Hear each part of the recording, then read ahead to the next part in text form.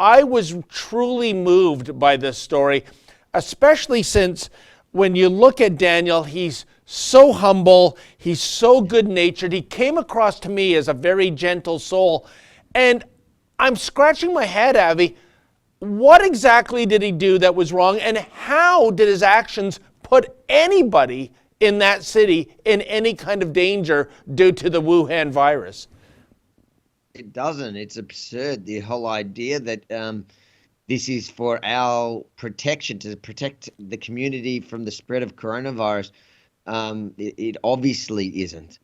A man in his car who lives there alone at midnight where there's no other cars on the road. And it's something that we're seeing here on a daily basis where people who are on their own doing whatever they're doing, whether they're in their car, whether they're holding us up, whatever they're doing, they're alone until police approach and break that 1.5 meters of social distancing. So, there's no logic to it. It makes no sense. And it's just revenue raising at the most disgraceful level. You know, Avi, it reminds me of the story in New Brunswick involving the senior, Walter Matheson. That was a great story done by our colleague, Sheila Gunn-Reid. And here is a senior citizen in his car with the windows rolled up in a coffee shop parking lot in which he's the only car and therefore the only person. And along comes a constable to give him a ticket because, you know, if he's hanging out there, that might attract teenagers to the parking lot. And then we have a social distancing problem. Like, Avi, I don't know about you, but yeah, seniors having a coffee and a muffin in a cafe parking lot, there's no bigger teenager magnet than that on the planet. But to your point, the biggest danger was when the officer got Walter to lower his window and came within that 2-meter distance. I mean, Avi, this is insane.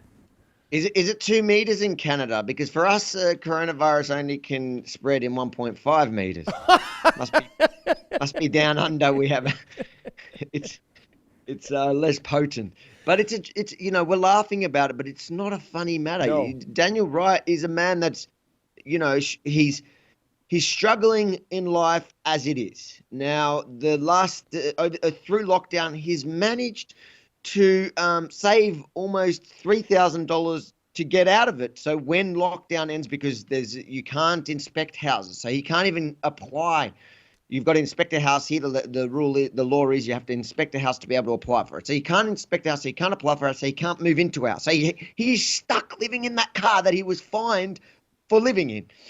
But in the meantime, he's been, while it would have been easy probably to give up, instead he's chosen to save up the money with the foresight that this is one day going to end.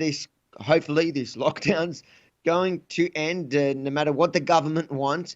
And then he's going to move into he's going to take his money and he's going to apply and get and move into a home. But what do they want? They want $1,652 of that $3,000 that he's managed to save to get out of it. So essentially, the government wants to make him homeless for his own protection because they don't want him catching coronavirus. Hey folks, you know that we here at Rebel News, we never bend the knee, whether it's fighting for freedom of speech in the public square or going after politicians behaving badly. But we need your help. Sometimes it's for security costs. Sometimes it's for lawyer fees. So if you can, please go to journalistdefensefund.com. That's journalistdefensefund.com. And if you're able to, make a donation. Thank you so much.